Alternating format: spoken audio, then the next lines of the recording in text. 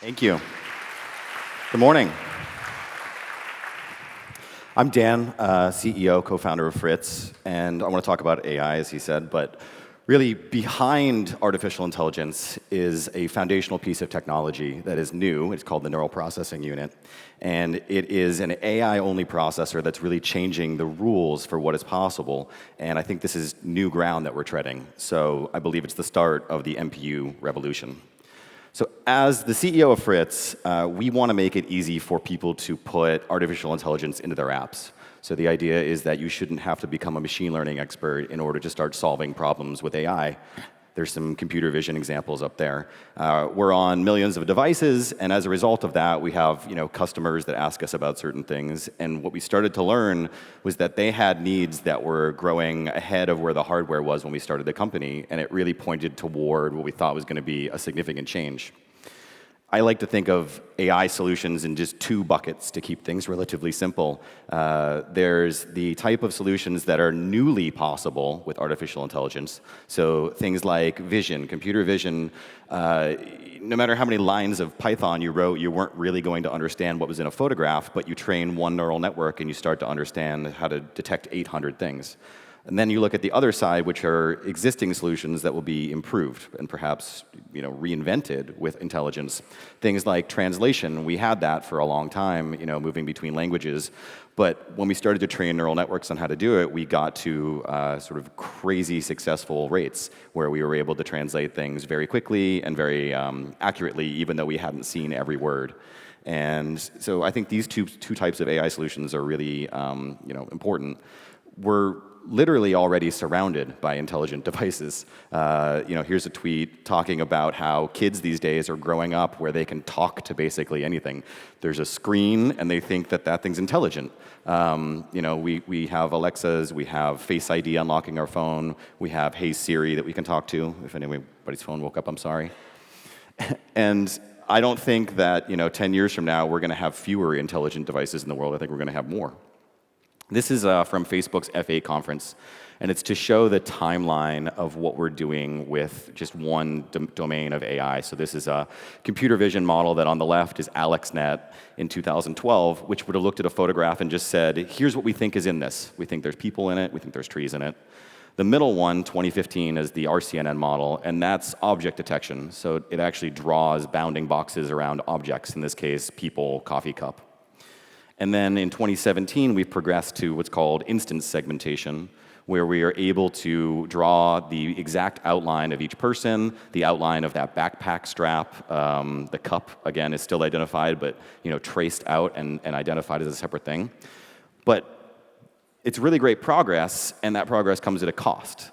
So when you run an artificial intelligence neural network, which is called inference, it's a massive amount of operations that need to happen.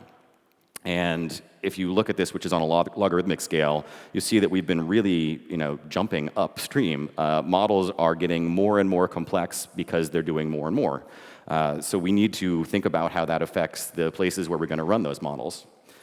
In a cloud-based environment where we have the ability to keep scaling, that's sort of how you solve these problems. So you take more GPUs, you throw it at the problem. You take more processors, you throw it at the problem. When you do that, though, you're consuming more power, you're consuming more, in some cases, money, because you're renting the access to these types of things. So, in the cloud, I like to think it's relatively simple to scale. But what do you do when you can't? What do you do when you're on an edge device, a mobile phone, a wristwatch, an Alexa device? You have limited space, you have limited power, you have a thermal envelope, you have limited connectivity, you might not always have a full high-speed connection to the internet. And these devices are powerful, but we want them to do more. In the artificial intelligence world, I like to think about all of the interesting stuff being out in the real world where people are. That's where you want to be surrounded by intelligence. So, all of our mobile devices are full of sensors. Those sensors are very high bandwidth. They take, super high resolution photos now. There's audio, which is high resolution. And all of that type of information is not going to move very easily back up to the cloud. So what you want to be thinking about is moving the intelligence down to where the sensors are and not moving all of the sensor data up to where the cloud is. Also, I would argue that there's a lot of stuff we shouldn't be sending to the cloud. There is plenty of data that we might want to consider proprietary or private that shouldn't be leaving wherever the device is. And that doesn't mean that device shouldn't be intelligent. It just means that it shouldn't necessarily rely on a cloud to do all of the intelligence for it. So, beware of putting everything up in the cloud for AI. And when you combine all those things, it's led us to this need for the neural processing unit. We've got amazing neural networks. We've got all of these types of computation that are growing super fast every year. And combined, we need a new way to make it all possible. So that is what led to the rise of the NPU.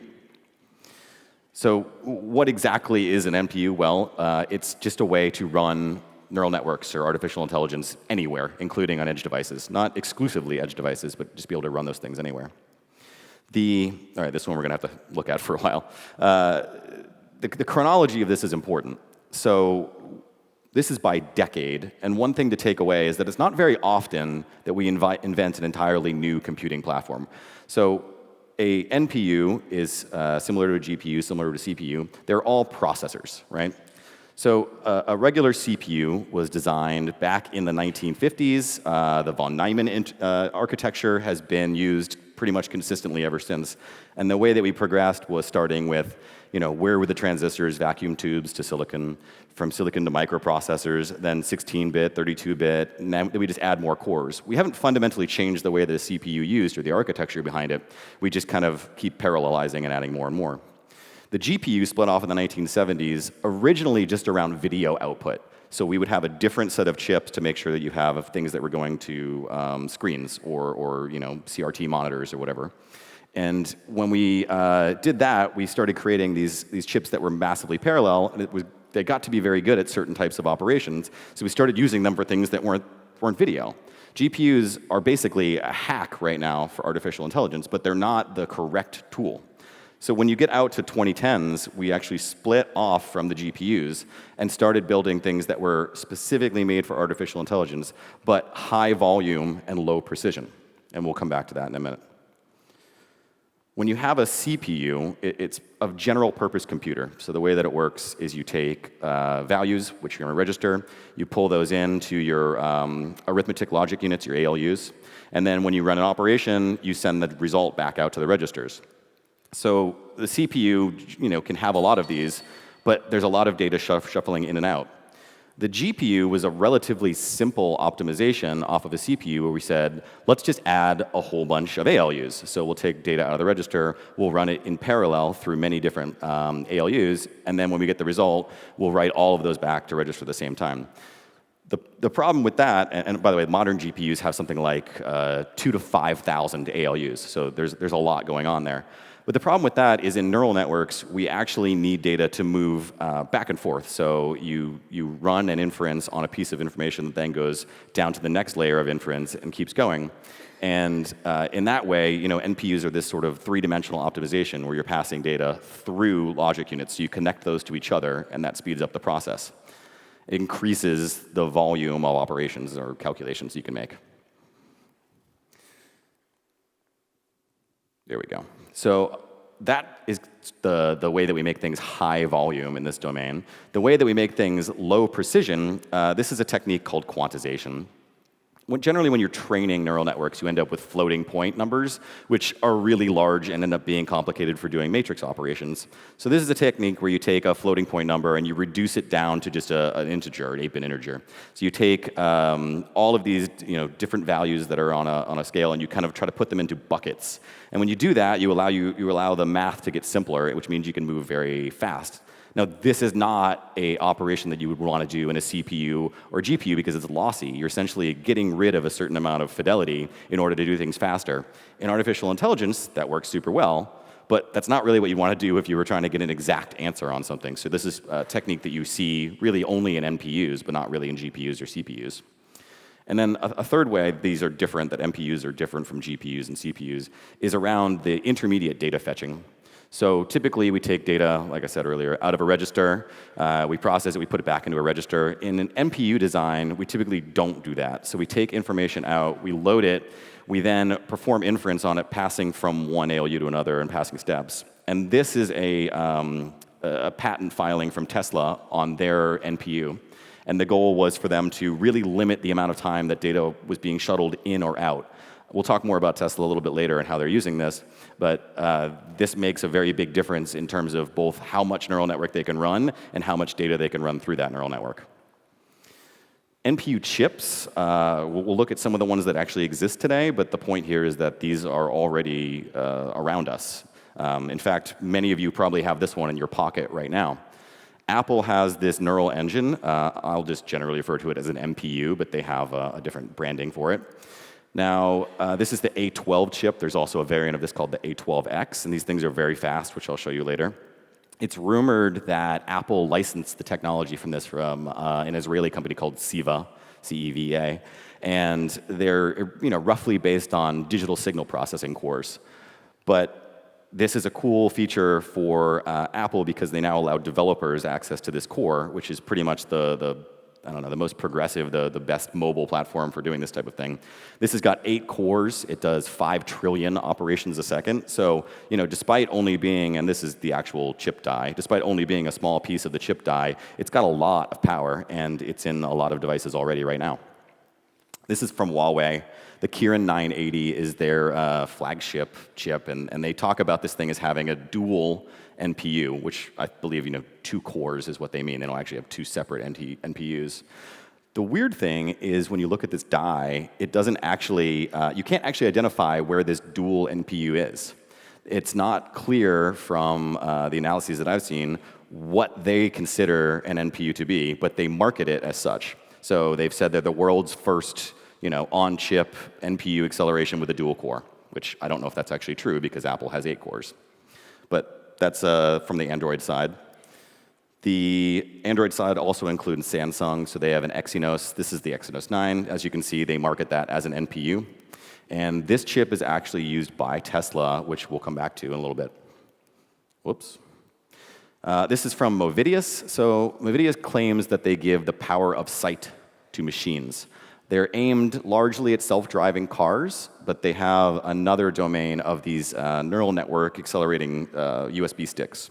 So you can plug it into your computer, and it will run as an external NPU that you can then do inference or training or whatever you'd like on it. Movidius was acquired by Intel in 2016, and as far as I know, these chips are fairly well distributed, low cost, easy to use. So there's a lot of stuff out there from Movidius. In the automotive space as well is a company called Mobileye. Mobileye powers a lot of the driver assist things in cars. So think about stuff like lane departure warning, the adaptive cruise control, and this is the sensor that they have, the camera that actually goes into the car.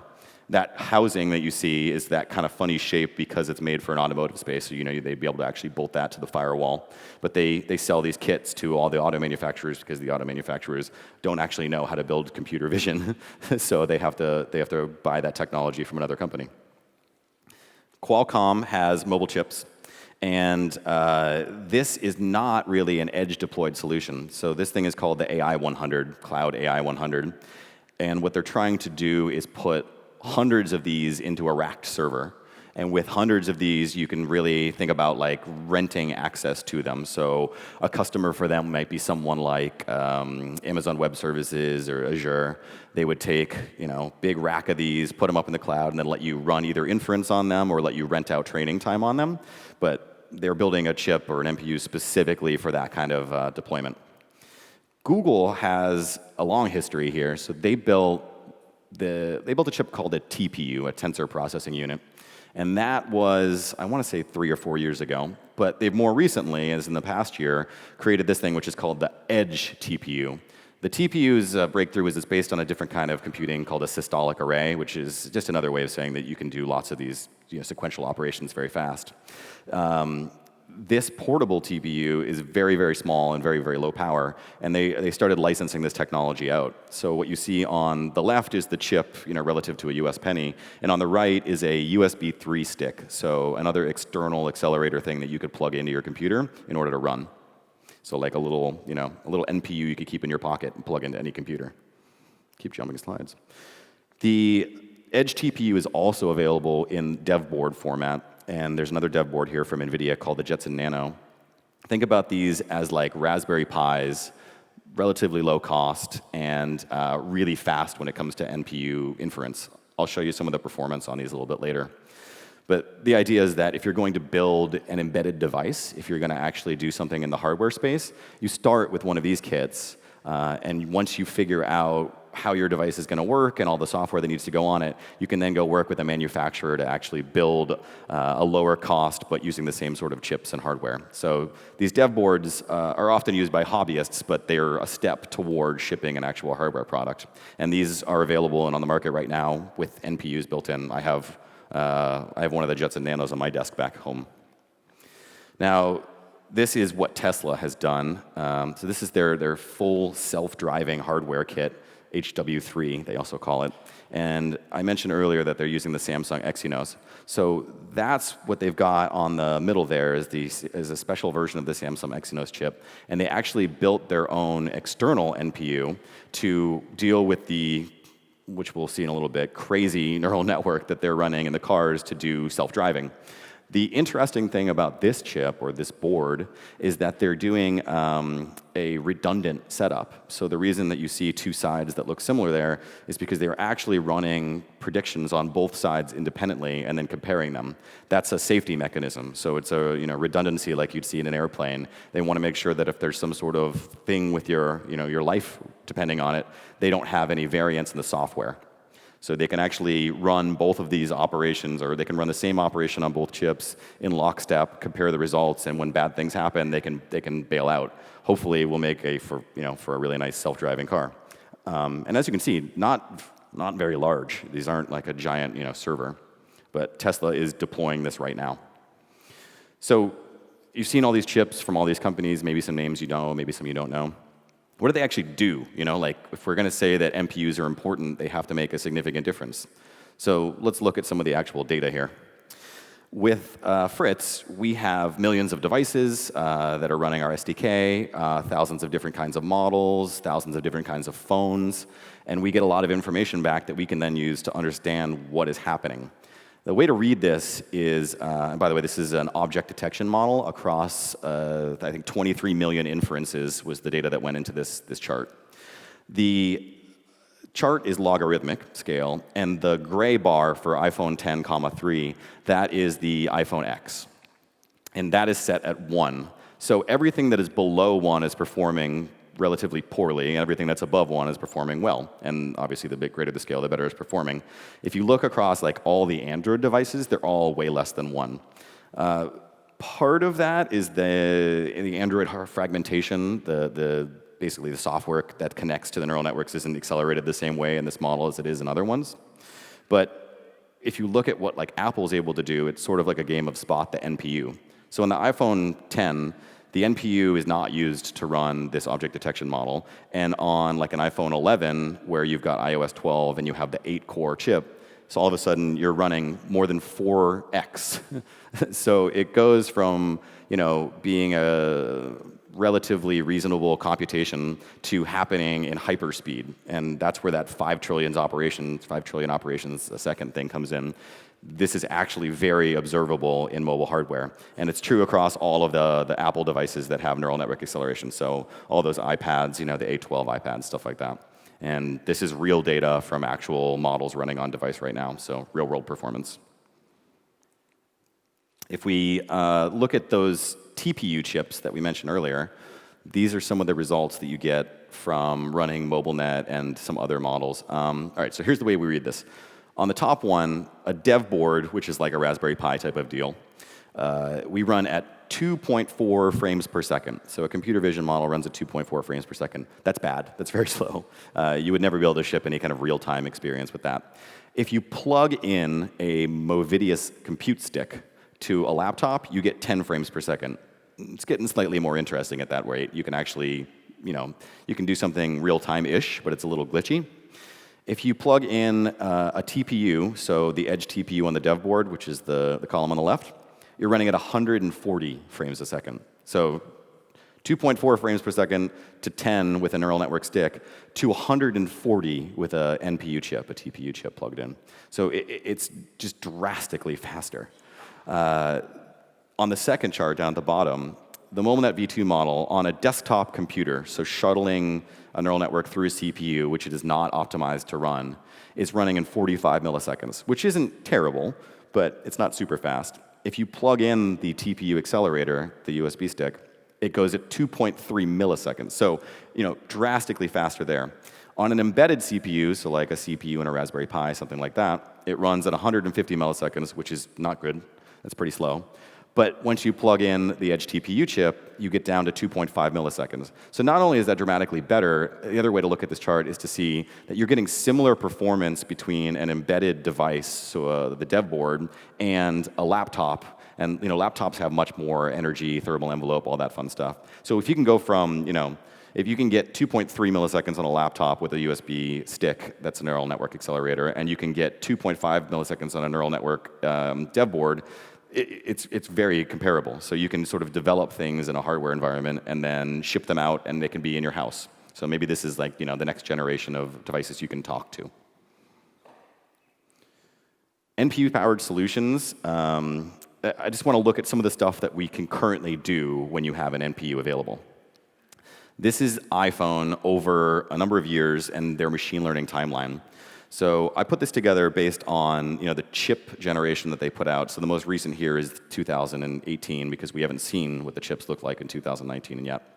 But back in 2015, we had Hey Siri and detecting people in photos. That's on an iPhone 6s Power VR, which basically means they were buying a GPU technology from a different company. Then you go to 2016, all of a sudden Apple's got their own GPU, and they add portrait mode, and they call it Fusion. So now they've got this chip that they're starting to say, oh, it's getting intelligent, we're getting a little more interesting. You jump to 2017, now they're calling it Bionic, so they're getting closer to calling this thing sort of artificial intelligence chip. And they developed the first Apple neural engine.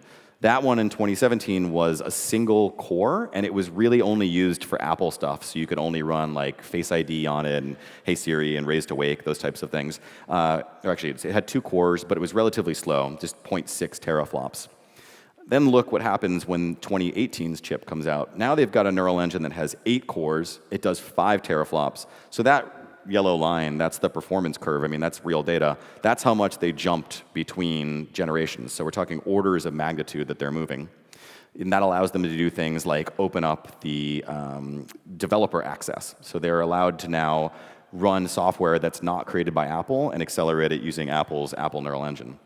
So, just one company, you can see the progression of how much more they've started asking of the device and why, when they got access to an NPU, they could start adding more interesting types of technologies and features to your phones. Oh, man. Tesla, this is the full self-driving rig. This one's kind of interesting because what they're doing is running a gigantic neural network, and they're running it on the edge. They take all of the cameras from all around the car, and they fuse them together to be one big image. And then they run a combination of models on it. So they'll do object detection to find all of the things that are interesting. They then do path estimation. So they'll draw, essentially a 3D vector of if this car is here, what direction is it heading in? Where is it going to be in 30 seconds? Or maybe 30 seconds is too long, in 300 milliseconds. They can predict that all. And they do it in one pass. So that is what drove Tesla to create their own NPU, essentially, is they knew that this was the solution they wanted to ship, and there wasn't anything on the market that could do the calculations. So they actually built their own and then figured out a way to make it safe and redundant and put it into cars. And it works, more or less. On the left side is a sunglasses try-on thing, which is just an idea to be illustrated here, but really, think about the types of experiences like retail where you'll go into a changing room with a magic mirror and try on everything that's in the store without actually trying on everything that's in the store. You just stand in front of a mirror and it shows you whatever you want to look like wearing whatever you want. On the other side of the screen here is the system from Specialized that uses neural networks to figure out how to fit you with a bicycle. So the idea is it measures certain key points on your body, and then they know what size frame you're going to need to be in, what saddle height you should be at. And I think we're going to get a lot more of this out in the world as we make these NPUs more available, and there's more software kits to work with them. But a bunch of different interesting use cases coming and sort of trying on things. Come on. This is a context-aware camera. It's not actually looking around the room. This isn't a security camera. It's not meant to show anyone else who's in this room or what's in this room. In fact, the images never leave the camera. What it's doing is it's guessing what the context is that it's seeing. So it's understanding that there's a person sitting on the couch, it's understanding that the television is on, and it's understanding there's one human in the room. And that allows it to make smart decisions. So it can do things like turn off the lights in the rooms that you're not using, put on do not disturb mode on all of your alerts while you're watching a movie, set the surround sound up for whatever you're watching. The cool thing here is that all of this can run just completely out in the real world, and you don't have to be concerned about your privacy being invaded, your data being computed, by some cloud solution. I have a security camera at home, and all of the stuff that actually happens on it is happening in the cloud. So I'm a little uncomfortable knowing that everything that's being, alerted to me about movement is happening someone else's computer. So, this company is working on a context-aware smart camera where this imagery never leaves your home, and I like that a lot. And that would really only be powered by an NPU. You can use your imagination for a bunch of different industries, but these are some of the domains that I expect there to just be consistent innovation, that as we make more of these NPUs available, as the software kits become easier to use, as the chips become faster and devices use more of them, I expect we'll see a lot of things change in healthcare and retail, sports and fitness, photography, and a bunch of other domains as well. I'm a startup CEO, so I really believe the future is determined by startups. As much as big companies are doing interesting stuff today, I think the really cool stuff is coming from companies you guys probably have never heard of, and let's take a look at some of those. There's two ways that we'll talk about where the future of NPUs is going. One is more efficient. So, when you have a chip that's going to be somewhere other than a cloud where you have sort of unlimited resources, you need to think about efficiency. So how much power do you have, and how can you do all the powerful predictions but without just destroying the battery life of whatever you're on? Actually, you'll see batteries might not even be necessary. On Mythic, their breakthrough is essentially using flash memory as a way of doing computations. So it's analog computation, and they load neural networks and data into flash memory arrays, and then they perform the operations in that. And it's just a very, very low power way of doing the math. Clock cycles on a CPU, so loading data in and out at 600 megahertz on like a lot of NPUs, uses power, and it doesn't use nearly as much power when you move it to a flash memory design. This company is, I think, Series B right now. They just raised a $30 million round. They're very cool. This is Halo. Halo's an Israeli company. This is a very small chip, about the size of a penny, US penny, and it's very power efficient. And the cores in this chip apparently outperform the SIVA cores. So if you remember, the ones that Apple has licensed for their neural engine, this is actually faster, lower power, smaller. So I would keep an eye on this one as an acquisition target for Apple. If you read about this guy's being picked up by Apple, that's why, and I called it first. Abdinoor is doing what is probably the lowest power thing, which is no power. So this is entirely solar. This camera runs an object detection model on device with an NPU, a gate array that they reprogrammed, and there's no battery at all. So as long as you have sunlight, this thing is operating, and when you don't, it's not. And the idea is that they can put these in very low cost and low power situations, so think like street lights or whatever. They just want to be able to make them inexpensive and widely distributed. Abdinoor is a really cool company. I think they're also like Series A, Series B, but still early stages. Expect to see more from those guys. The other domain that we can discuss in the future of NPUs is around what makes them more powerful. As you've seen the AI models, when they grow in complexity, they have so many more operations to do. They're getting much bigger. They're doing like Tesla and fusing together multiple different types of predictions. And so we're going to need chips that can do that can actually be more, handle more. GraphCore is not really what I would consider a startup. Their valuation in the last round was like 1.7 billion. But their breakthrough is not really one specific thing, but a whole system designed around these NPUs. So they do massive parallelism. Each chip they have inside this card, and this card has lots of them, has over 1,000 cores. So there's thousands of cores, lots of chips, and then a lot of memory optimizations to make sure that models and data that are going in and out of those are being used. So they actually put on-chip memory, which allows them to keep everything running super fast. These are aimed at more of a cloud market. That's why it's on a card like that. And Dell is their partner. So they have Dell basically doing channel sales for these types of things. So I think there's a good chance that these are already in use today, but they're very, very parallel and very, very fast.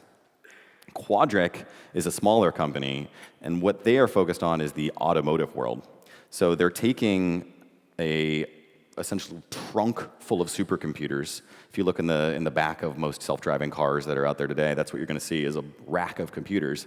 And they're trying to compress that down to be a single card, something that could actually mount inside the car. It's comparable to what Tesla is doing, where they take all of these different NPUs, CPUs, all of the software that goes along with it, and they compress it down to the place where it's not going to take up your whole trunk. So single board, but the equivalent power of a rack of computers, or what they consider to be a supercomputer that you can put in a car. The next step that I want to go through here is like the implications of NPUs. So what is actually going to be happening as we move forward in this revolution when these things are largely distributed? And the obvious thing is like these are going to be ubiquitous, they're going to be available, people are going to use them. I think the non-obvious thing is that these are going to change the way that computing and the way that developers work. Here's Moore's law. So Moore's law simply is saying that the number of transistors that can be placed on an integrated circuit will double every 2 years at a fixed cost, more or less. And Gordon Moore, founder of Intel, was at Fairchild.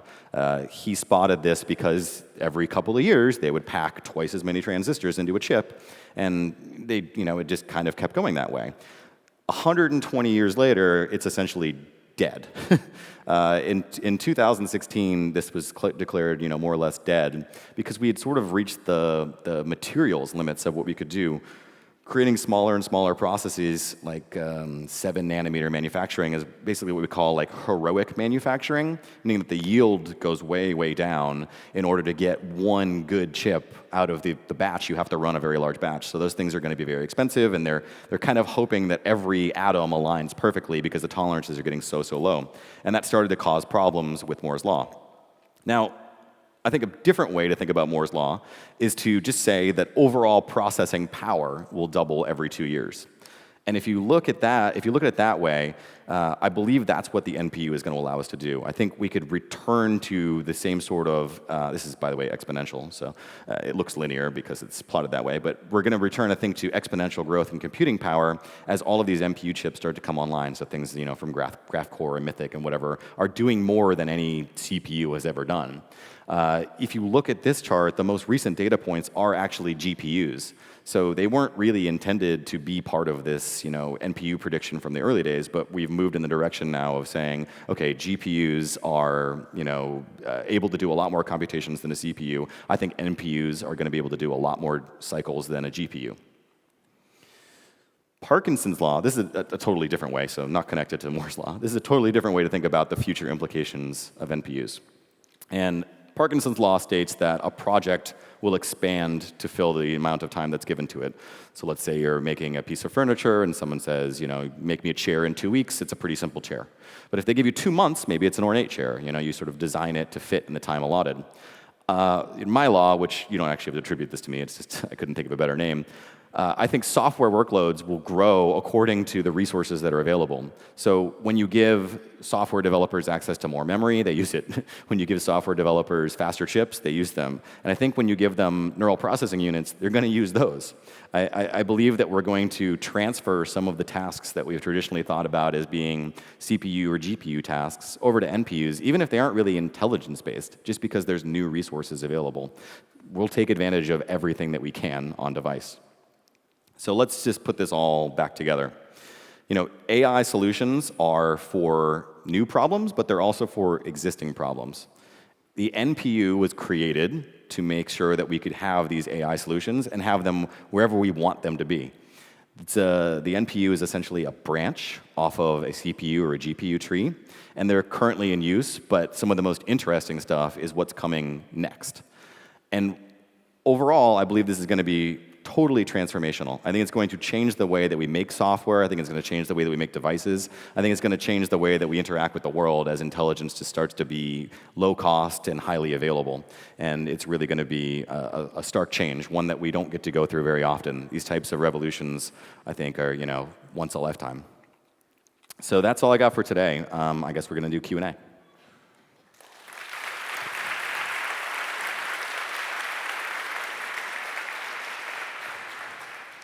All right. Go to the link, put in your questions, and do vote up on the ones that you think are really interesting. So we're going to start with a more philosophical question. Do you see any ethical implications, I guess mostly around security or privacy, that we should be concerned when we're seeing these sort of proliferation of NPUs? Yeah, absolutely. I think this is a concern of mine, and one of the reasons we started Fritz was to make sure that intelligence didn't mean giving everything to some sort of singular cloud provider. So when your intelligence is provided by a Google or a Facebook or what have you, I am greatly concerned that they shouldn't have all of that data, and that perhaps what we're signing up for, which is computing power, doesn't entitle them to use my data in any other way. So we think it's better to, as I had in one of those slides, move everything down to where it actually needs to happen, which is a good idea for privacy, but also just a good idea for computing. The ability to run everything on device means you can run it faster, at higher bandwidth with more sensor data. And so you get a better solution, as long as you have some sort of computing power like an NPU, and you don't have to worry about privacy. And when you talk about like self-driving cars, what do you is it really a technological barrier? Do you think that that's what's going to accelerate us towards that, or are there other concerns like regulation and safety? Self-driving cars are a really hard problem just because of the diversity of situations. So it's actually not about the computing power, because we could put larger and larger racks of servers into the back of an SUV. They're not actually using the trunk, so it doesn't matter. But what they haven't seen is every single situation that can happen on the road. When you have weird situations like that Uber crash where a person was pushing a bicycle across the road in pitch black, the car had just never seen anything like that. And although we would hope that these models are adaptive and can decide this is something I should stop and not move any further, a neural network doesn't know what it doesn't know. They're not completely prescient. So I think what's going to be the biggest problem in self-driving cars is just showing every car or every algorithm every piece of data it would ever need. And humans are super good at inferring and pulling from different sources and saying, oh, I shouldn't do this right now, even though I've never been in this situation, whereas self-driving cars really aren't there yet. So I think the computing power will help, but also just time will help. And how would you compare how powerful an NPU needs to be in something like a car versus maybe on a smartphone? Yeah, I think on a car it's going to be a lot more powerful, and I think that's for a couple of reasons. One is your thermal envelope and your power envelope are just completely different. So you've got the ability to run a 12-volt or 24-volt or 72-volt system in a car. You can actually have a lot of power, but you have to keep a relatively low thermal profile. You can't have the thing overheating underneath the dashboard. Cars have to run in hot weather and that sort of thing. On a mobile phone, compare that. You can't drain the battery. It's not a great idea. You can't have the phone overheating. It's also not a great idea. So you've got a lot more to play with. And then the other major difference there is cars are worth tens of thousands of dollars, and your phone's, $1,000 to $1,500 or something like that. So the amount of money you can spend on a car is just significantly different. If you said, your car is $50,000, but for an extra 10 grand, it comes with this NPU that allows it to drive itself, most people would just say, okay, that's a proportional amount. If I told you your next cell phone was going to cost double what this one costs because it's got an NPU, you'd probably pass.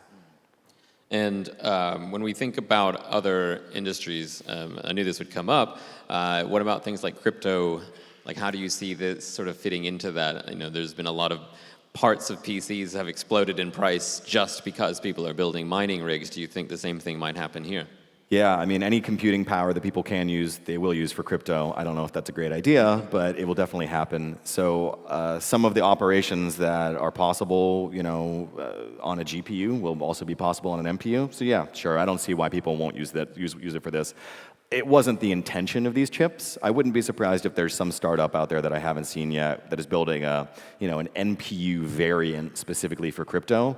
But the success of that company is going to change, every day as the price fluctuates. So it's a harder problem for them. And what other kinds of devices do you see this being applicable to? Are there any, like we talked a little bit earlier about offline-only devices? Is that something that this is going to be interesting for? Yeah, I think there's going to be basically anything that has a microprocessor at this point will eventually have some sort of neural network in it. My canonical, joke and example here is like a microwave. I actually think that the microwaves don't know how to cook like popcorn or a potato or anything. They just blast the stupid thing and you never get what you want. If your microwave was just trained to listen to what's happening or look at what's happening, it might work better. That never needs to go online. It's just going to be a better microwave. And you don't actually need to talk about that as being an AI microwave. It's just a better microwave. So I think that's the direction we're going to head. It might be 5 or 10 years before we're widely distributed, but we'll get there. And do you think that, you mentioned this about how we write software might be different if the microwave never needs to connect to a server, how does that change how we think about designing systems that are machine learning or AI powered? Yeah, this is part of what we started Fritz to do. At least in the near term, you're going to have the flexibility of changing the models that are on device. So, we have a cloud service that allows you to push a model down to a mobile device, run it, learn from it, and then retrain your model, make a better version, and push that new version down, and all without having to go through like an app store approval process and all that kind of stuff. I think the same is going to be true of embedded devices as well for the next 5 to 10 years as we sort of work out the kinks. But you're going to need to be able to connect your smart television up to the cloud to get the latest version of every neural network. And then once they're on device, they run locally, they run completely offline, but there's an internet connection that shuttles, sort of diagnostics and updates back and forth. So I think that's the world we'll be in for the next, 5 years or so, and then maybe we'll move to a place where the neural networks are good enough that they just kind of get locked down and they don't have to change as much.